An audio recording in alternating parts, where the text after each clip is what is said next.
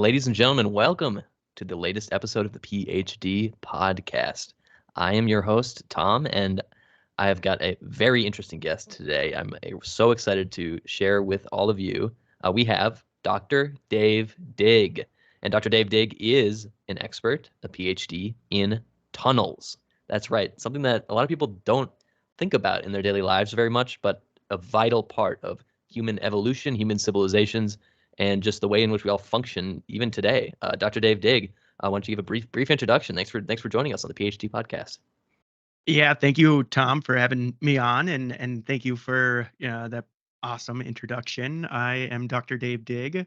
I have a PhD in tunneling and tunnel history in the U.S., but I do have a lot of information and really love tunnels. So I really know about tunnels in the entire world and ancient history when it comes to tunneling and kind of any information that you might want today. I'm going to be able to share.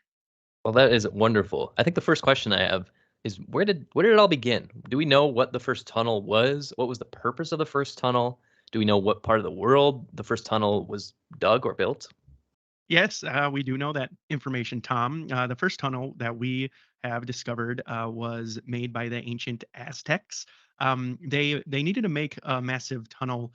It seems to really fulfill the nature and the needs of their ceremonies that they were doing at the time. They had a lot of people that were in line for sacrifices. So in the time, people would wait in the tunnel under temples and be brought up to the top of the temples. And, as most people know, they would be beheaded and sacrificed. But yes, these tunnels were just filled with bodies and filled with people just waiting for their time in the sun, getting ready and really being pumped to be beheaded. It seems.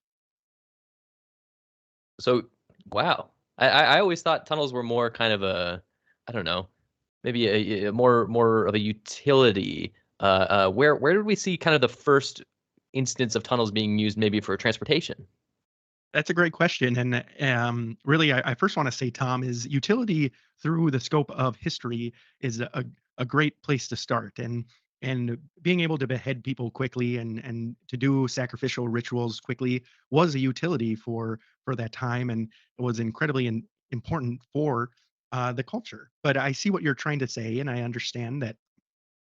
Sorry, and I understand that in a modern sense of utility, it was the 1930s. There was underpasses started to become more popular in the U.S. and the idea to kind of free up traffic in larger cities started to happen. And famously, in the state of Minnesota, an underpass was made and to get down to the Mississippi River in St. Paul. And this kind of created the idea of tunneling. And at first, it took a lot of manpower. It was just shovels and time to get these things created, these tunnels, and then of course the cement laid above it um, was kind of the start of utility was roads and traffic, make sure that it was convenient. That's very interesting, and I apologize. I was maybe being insensitive towards these ancient civilizations. Of course, there's utility in kind of ritual. Ritual is important. It always has been important in human history. I never realized that tunnels played such a key aspect in ritual. Are there any other places in history between the 1930s and the ancient Aztecs when tunnels may have been used for ritualistic purposes? Um, y- Maybe yes, of course, more rituals were happened deep underground. I think a lot of ancient cultures understood um, being underground, being very cold, and being a more forgiving temperature for the population. So a lot of times, like making tunnels and getting farther into the earth just meant a more livable habitat. So we see all over Afghanistan, Pakistan, India, there are just vast amount of underground labyrinths that were made to really just have people live comfortably in the heat of the day. So these tunnels were not quite ritualistic, but they were made to keep people out of the heat and to have them have a more pleasant lifestyle. Fascinating, fascinating, and that's a great point. Tunnels are something that has existed in probably definitely every continent. Are there tunnels in Antarctica? Now that I say that. Well, I guess it depends on who you're going to ask. If you ask me, a professional, there aren't really many tunnels. A lot of the structures out there are man-made, and digging down really seems futile. But of course, there are others with ideas that there are ancient buildings. There is an ancient civilization that's lost in Antarctica, and that had, of course, an incredible amount of tech and knowledge deep underground hidden. And I don't want to put any credence to this idea, but of course, nothing is out of the realm of possibility when it comes to the research of tunneling. So just to get the record straight, you're kind of blowing my mind here. Are you saying that there are ancient civilizations underneath Antarctica and that tunnels were a key part of their everyday life? I am not saying that, but people that I respect in the field have given me credible evidence that not only was it a part of everyday life, it was a culture that might span and be more significant than New York itself. New York, Manhattan would not even stand a Whoa. chance to the tech and the information that is very deep under Antarctica right So you're not saying that there was an ancient civilization under Antarctica, but you are saying that you've been told this by people that you trust. now. Yes, that is correct. That's interesting. So one of the one of the most interesting things that I think of when I think of tunnels is the work that you've been doing and the research that you've been doing lately on kind of, and you mentioned earlier, tunnels in the United States. So why don't you kind of tell us about some of the research that you're working on right now with your team which university do you work at, Dr. Dave? I work at the University of Tennessee currently. I've bounced around in my career, but that is where I've landed, and it seems is my home currently. Uh, Go Vols, right? yes, yes, I do hate the culture that I am surrounded by, but it is a nice place to be when it comes to just doing my job, I guess. And at this point, I feel I'm too old to really tunnel my way out. Certainly, Professor. Uh, uh, are there any tunnels in Tennessee? Any tunnels of note or significance? I guess for a second, I'll go back to your previous question. The current research that I do with tunneling in the U.S. is actually pretty scary for the general population. I traveled the U.S. looking at old tunnel systems that were created 20, 30, 40, 50 years ago. Many know very historical, beautiful tunnels in Colorado to get through uh, the the mountains out there, and throughout much of the U.S. And really, what I am seeing are these tunnels are degrading and really, in my opinion, are not safe to go through anymore. They Sure. really are in bad shape, and just the general upkeep is not enough to keep, in my opinion, these places safe for commuters or for anyone trying to get through the state or through the mountain or really anywhere. Wow. And I know a lot of talk has been made about the state of bridges in the United States, and certainly the infrastructure package that was passed. Yes. Has any of that money gone to tunnels? None, and that is my fear is, yes, we'll have these bridges, safe Wow. and well, what I like to say to people, yes, it's going to hurt falling, 50 feet, into water, but it's gonna hurt much more having, rock fall on you from 50 feet above. One Mm. is survivable and one is absolutely not. That is so true. And I don't think a lot of people think that way. I think people ignore tunnels and they don't really give them the time of day. And I appreciate that you've dedicated your life to this important aspect of human civilization, really. Well, thank you, Tom. I think it's an important part of anyone's life, and at this point, I would just hope that people are cautious when going under or into a tunnel. Certainly, yeah, I will be avoiding the New York City subway system. Please, oh my gosh, do you live in New York, Tom? I visit there twice a year. I have to go and get a New York slice of pizza twice a year, or else it doesn't feel like I've had my year. I'm telling you now, Tom, that both the subway system is going to kill you, and that greasy pizza isn't doing too much good for you either. Oh, you think a subway collapse is imminent. Within the next 15 to 20 years, we will see the New York subway system almost completely collapse. Yes. Oh, the entire system will be collapsed in the Mm, next 15 years. portions of every line, I believe. Wow, this is serious stuff. Thank you for being on the podcast. I really appreciate it. Uh, because this is groundbreaking, serious stuff that we're talking about. I mean, you've mentioned, I don't even, my brain is kind of foggy because you've mentioned ancient civilizations in Antarctica, and you've mentioned the New York City subway systems collapsing, and even across the U.S., there are tunnels in disrepair. What can we do to help? Because this is serious stuff. Well, at this point, the things that I have proposed to the individuals in government that have had me, and when I sat in front of Congress, we need to really move money away from really the rest of the commuting system. We need to stop filling in potholes. We need to stop resurfacing roads. We need to really move money towards our tunneling system. And then really a last ditch effort. I think the public funding that we have for education, I think, is a great bit of a piggy bank when it comes to being able to uh, help really people all around the U.S. because it will get bleak very quickly once these tunnels start collapsing. Can you imagine uh, not only 100 people dead in a tunnel collapse, but then also um, imagine no one being able to get to work for months as detours are arranged and created. Oh man, that sounds like a nightmare world, Dr. Dave. And I've got to ask, and maybe push back a little bit. You mentioned taking money away from, say, the roads or the highway system, or maybe bridges, possibly, in order to work on and focus on the tunnels. Now, don't you kind of think that's a little bit like robbing Peter to pay Paul? Isn't that going to cause a lot of issues down the road? No pun intended. Uh, for other parts of our infrastructure, shouldn't we instead maybe Mm. channel funds from different sources, potentially the military? I see what you're saying, Tom, and unfortunately, everything in the U.S. government is stealing from Peter to pay Paul.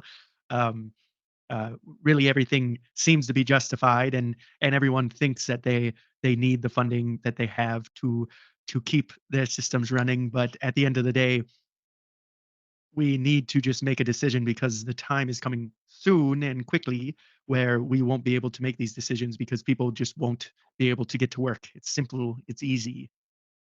Mm. Well, I mean, it sounds like we've got a long way to go. Are there any? Are you involved in any kind of sort of protest efforts? Are there any groups that people can get involved with to really? Because it sounds like from what you're saying, it's a dire situation. So we should really have people on the streets, uh, fighting for this issue. Is there anything that people can get involved with? Have you done anything like that? That is outside of the scope of something I would be willing to work on in my time. I teach, I inform others, but I am not your leader. I'm not some sort of um, individual that will be able to lead people to the ideas that I would like to put in place. There's an old adage that those who, and I'm butchering it, but those who do not want to lead are usually the best leaders. And so I'm not saying, you should run for public office or anything, but is that something you've considered? Unfortunately, I believe that if I was at the head of some kind of organization to lead an effort, I believe people would be much like the ancient Aztecs in the tunnel.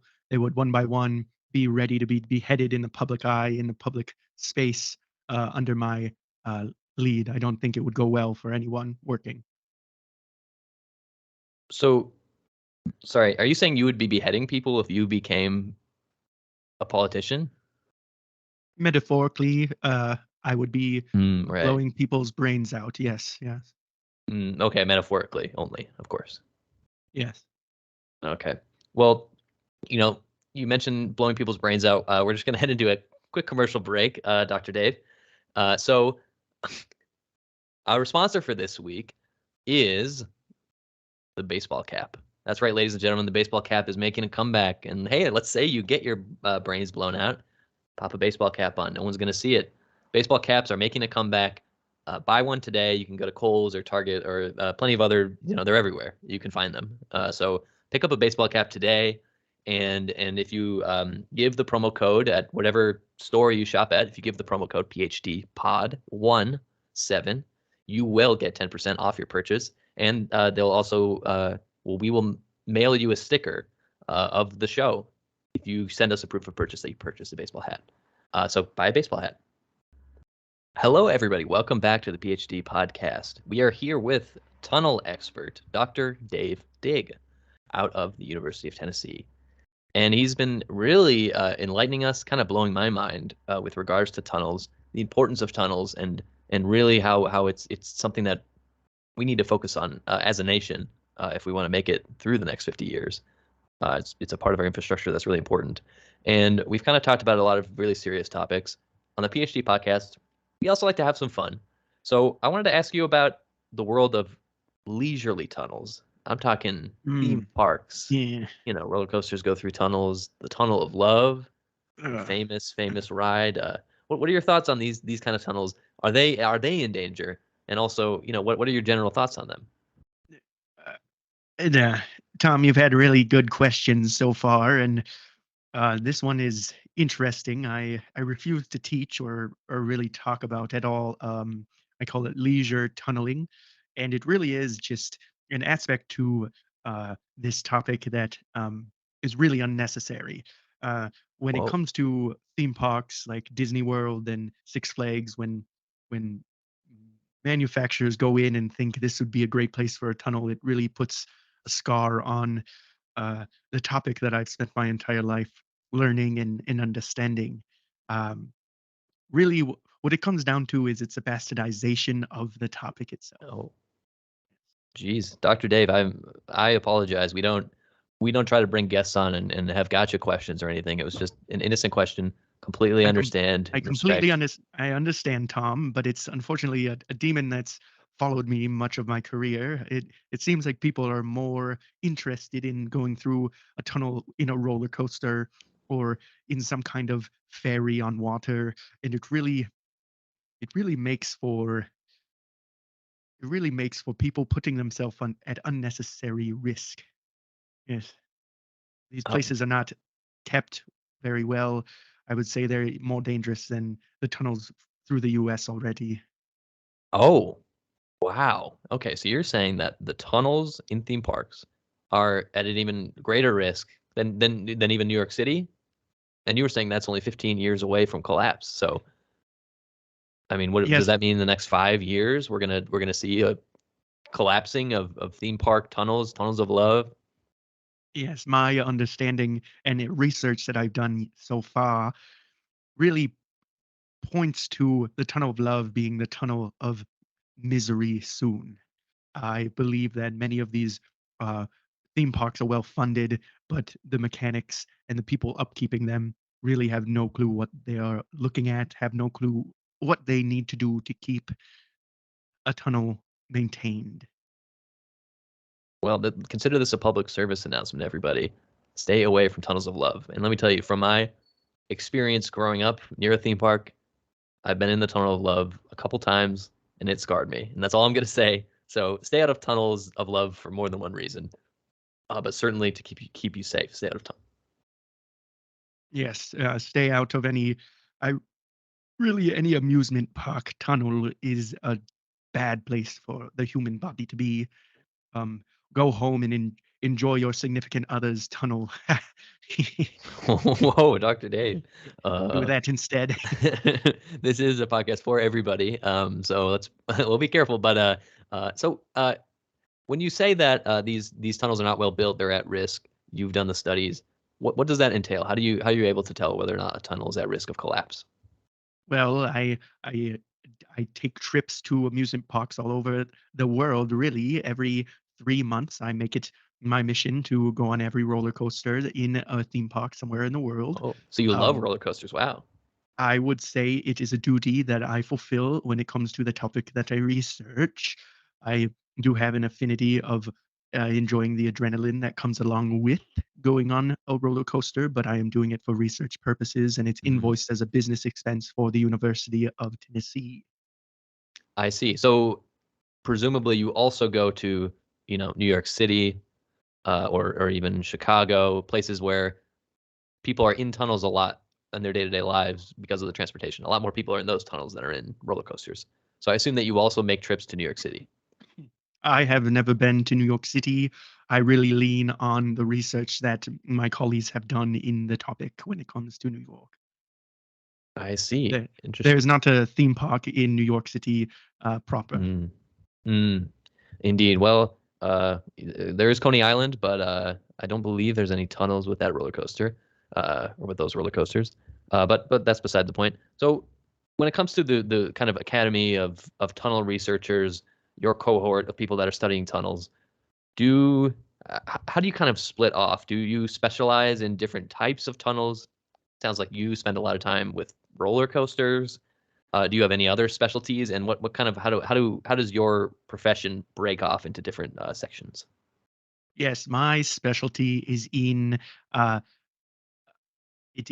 It is in tunnel maintenance and tunnel renewal, and it really is in tunnel funding. I have a deep knowledge of understanding how much a tunnel will cost a state or a city, and I really have worked closely with the boring company to create a cost-effective way for a tunnel to be built. Ah, the Boring Company. Interesting. So you work directly with Elon Musk. Have you? I assume you've spoken with him. I have met him and I have explained what he needs when it comes to being able to build a tunnel efficiently, quickly, and safely. Yes. Oh, very interesting. So for those of you in the audience who do not know, Elon Musk owns a tunnel company called the Boring Company. And I believe in somewhere on the West Coast, there is a large tunnel that they've built where Teslas drive underneath to get from place to place. So, did you work on that project? And is that a safe tunnel for people to go and enjoy? Yes, because of the age of that tunnel, it is very safe. And you are right. Teslas go to the entrance of the tunnel and then they are put on tracks and sped through the tunnel under LA and pop out on the other side. It is very safe and it only has one loop de loop, which was recommended by me. And that loop de loop is very safe, very tall, incredibly exhilarating, and necessary for the future of tunneling. Truly. In what way it was, I guess, a loop de loop important to tunneling other than a thrill, but it's not really a. It doesn't seem Have like it has any practical purpose. Yes. Tom, have you ever heard of tunnel madness? It's not a phrase that I'm familiar with, no, but it does sound familiar. So when an individual is in a tunnel, there's a psychiatric diagnosis of tunnel madness. If they're in a tunnel without being entertained for too long, they can go mad, they can have a psychological break. And this is very important to mitigate for the safety of not only the individual going through the tunnel, but of everyone else's safety who are also going through that tunnel. And in this case, a loop-de-loop in the middle of the tunnel under LA was a perfect opportunity to test if a bit of adrenaline with a loop-de-loop was enough to keep away the madness. So in order to conquer the madness, you need to be entertained. Yes, the brain needs something else to focus on for a split second of time. Yes. Or there seems to be some kind of biological factor for humans. We weren't in tunnels before. We came out of the cave very long ago, and tunnels seem to be a place where we go mad quickly. I see. I see. Interesting. Well, Dr. Dave, I mean, it sounds like you've been heavily influenced by it seems like passion for roller coasters. Is there I would not say that, no. oh, okay. Is there a favorite roller coaster that you have that you would recommend to our audience? Yes, Six Flags has a Red Dragon of Doom in Houston, Texas, that I would recommend everyone to go on at least once in their life. It doesn't have a tunnel, but it is a great, incredible ride. Oh, that's amazing. All right, we will definitely be checking that out. And we're almost running out of time, Dr. Dig. We really appreciate you joining us for this conversation. And I guess to kind of just just wrap up, is there any plea that you'd like to make to the American public with regards to tunnels? Because it sounds like this is a situation that needs to be addressed yesterday and still hasn't been addressed. So is there any kind of plea that maybe you as a respected professional, an expert on tunnels could maybe make? Yes, not only is it important for us to start maintaining our tunnels, it's also important for everyone to understand and be wary of tunnel madness. Uh, you please, if you are driving through a tunnel, if it's more than 10 or 20 meters, please take out your phone, put on loud music on the radio, look at a movie on your iPad, look at something while you're driving so you can be entertained, you can have some kind of adrenaline to your system, and so you can get through the tunnel safely. I've spent my entire life in tunnels, and I cannot explain to people enough how important it is to not go tunnel mad. Doctor, have you experienced tunnel madness before? Yes, hundreds of times. Oh my gosh. That It's how do you continue to study tunnels? That sounds horrifying. quickly. I sprint through tunnels. I make sure I'm going at a very incredible speed when in tunnels. Uh, my mm, my insurance companies obviously do not like it because of the speeding tickets I receive very frequently, but I manage the tunnel madness the best I can, and it is the most important part of my practice. And do you see a therapist or anything? It sounds like this is something that could maybe, if you experience tunnel madness, as you say, dozens, hundreds of times, it sounds like something that you maybe need to talk to someone about. I understand the concern, but the tunnel is the only place I feel at home. I must keep the tunnel in my life to thrive and continue forward. I see. Well, Dr. Dig, you are aptly named. It sounds like you want to dig and live in a tunnel. And That oh, go ahead, sir. that would be nice if there weren't any consequences to that decision made. I see. Well, I've got to say, I've been in many tunnels in my life. I've felt occasional claustrophobia, I think. I don't think I've ever experienced tunnel madness, and I've certainly been in tunnels that are bigger than 15 meters. Um, how do you explain that? Do certain people not impacted by it as much, or what's the well? Why haven't I, or why I've never even heard of tunnel madness? It is a quickly felt sensation. First, people have blurry vision and their mind starts racing, and after a few minutes, it creates an incredible euphoric feel in one's body and one's private parts. And really, the euphoria is unable to be managed, unable to be stopped, and people become completely lost to the bliss of the darkness of being so deep underground. And and really, everyone does feel it, but most just forget because of a self-defense mechanism within the brain to forget such an incredible, intense experience. All right, Dr. Dave Dig, thank you for joining us. We've really appreciated our time with you. Unfortunately, we do need to run. Again, thank you so much for joining us, and thank you, audience, for joining us for our really enlightening conversation with Dr. Dave Dig. Thank you, everybody, and thank you, Dr. Dave. Thank you, Tom.